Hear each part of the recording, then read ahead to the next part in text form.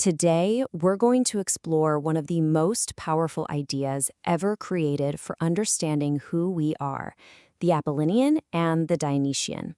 It's a concept that helps unlock art, culture, and maybe even the deepest tensions inside our own minds. You know, when we think of ancient Greece, we tend to picture perfect marble statues, rational philosophers, a world of beautiful, serene order. But what if I told you that was all just a shimmering illusion, a necessary fantasy they created to hide something much, much darker? The philosopher Friedrich Nietzsche argued exactly that. He believed the Greeks weren't some kind of naive optimists. No, they were painfully aware of how chaotic and horrifying life could be.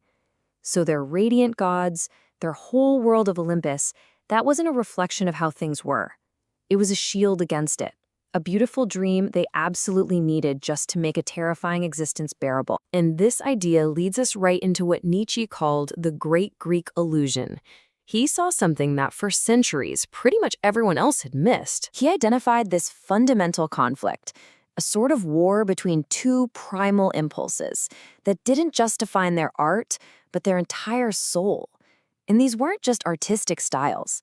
He saw them as basic drives of human nature itself, locked in this constant epic struggle. He gave these forces names, borrowing from two Greek gods who perfectly embody them, Apollo and Dionysus. So on one side, you've got Apollo. He's the dreamer, the god of order, logic, and clear boundaries. He represents the rational individual, living in a beautiful, controlled delusion, kinda like a dream world.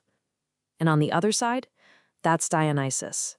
He's the god of wine, of frenzy, of pure intoxication. He stands for chaos, instinct, and the complete breakdown of the individual into this ecstatic collective oneness. It's order versus chaos, the dream versus raw, unfiltered experience. Nietzsche captured the sheer power of this Dionysian force just perfectly. In that state of ecstatic frenzy, you don't just create art, you are seized by nature, by instinct, and you literally become the work of art. The individual self is just obliterated, and it's replaced by this raw, creative, and sometimes destructive natural power. But, and this is really important, Nietzsche was not some naive romantic about this. He saw the terrifying side of this force crystal clear. He describes these Dionysian rites as unleashing the most savage bestialities, a state that just washed away all tradition in what he called an atrocious amalgam of lust and cruelty. He even called it the true witch's broth. So yeah, this wasn't just a happy party. It was a peek into the primal destructive abyss. So you have these two polar opposite forces, right? The beautiful, orderly dream of Apollo and the terrifying, chaotic ecstasy of Dionysus. What on earth happens when they meet? Well, according to Nietzsche, a miracle. He believed that the absolute peak of Greek culture, Attic tragedy, was the moment these two enemies finally came together. The structured Apollinian dialogue and plot gave a container, a form, to the chaotic, Dionysian suffering of the chorus. It was this perfect, fragile union that allowed the Greeks to stare right into the abyss of existence, but to do it through the beautiful, ordering lens of art. So Nietzsche gave us this incredibly powerful theory of art.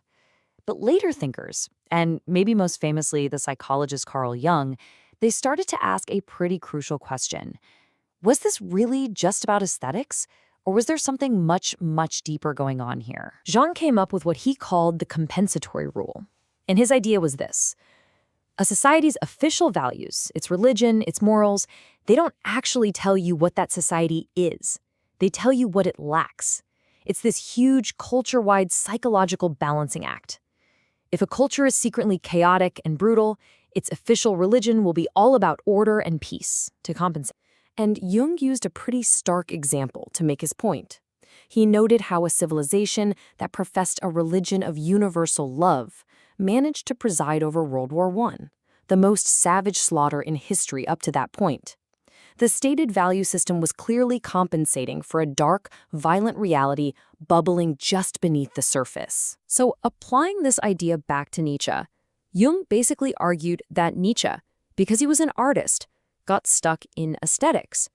He mistook what was actually a deep psychological and religious struggle inside the Greek psyche for a problem that was just about art. And this is where it gets really fascinating. Jung took Nietzsche's brilliant philosophical idea and transformed it into a practical psychological blueprint for understanding personality itself. Take Dionysus, that primal impulse, that explosive streaming outwards into the world through your senses. Well, that's the very definition of an extroverted state, isn't it? Jung saw this as the root of what he called the sensation type, a person who is driven by direct, physical experience and raw instinct. And the Apollinian impulse, it follows the exact same logic, just in reverse.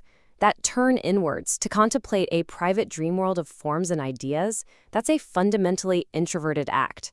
And for Jung, this became the intuitive type, someone who is oriented not so much by the external world, but by their inner vision and the unconscious patterns they perceive. So these ancient Greek gods, filtered through the minds of Nietzsche and Jung, they become way more than just history or philosophy. They become a language for talking about ourselves. See, the tension between Apollo and Dionysus isn't just about the Greeks. It's a timeless tension that exists inside every culture and inside every single one of us. It's that constant pull between order and chaos, between reason and instinct, between the individual self and the deep desire to just merge with something larger. And so ultimately, this whole ancient framework gives us a new way to ask a very old question. Which force is stronger in you? Are you the dreamer, the planner, who finds comfort and meaning and structure in inner worlds? Or are you the dancer, the doer, who thrives on sensory experience and losing yourself completely in the moment? The answer, well, it gets to the very heart of who we are.